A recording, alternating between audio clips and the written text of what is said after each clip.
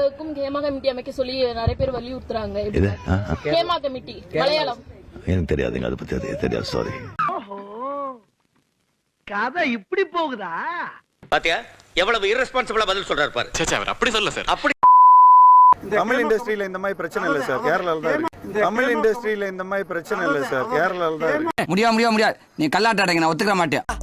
ഇതൊന്നും ദൈവം പോലും പൊറുക്കില്ലടാ. ക്വാർട്ടർ വേണമെങ്കിൽ നിക്കറിൽ ഒളിപ്പിക്കാം, പക്ഷെ അവിടെ ബിയർ ബോട്ടിൽ ഒളിപ്പിക്കാൻ പറ്റുമോ? വിവര நீங்க வந்து சுதாரிக்கணும்.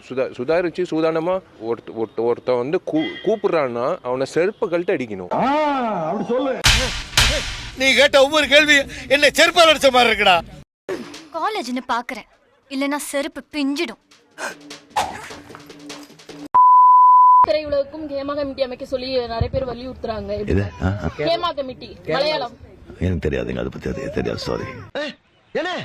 என்ன ஒரு சின்ன பையன் வந்து உங்களை தடியாங்கிறா, ஒத்துக்கிட்டு வர்றாங்கிறா, பேத்தனமா பேசாம இருக்கீங்க. என்ன எருமமான சொல்றா, என்னென்னமா பேசுறா, ஏதாச்சும் பண்ணுங்க.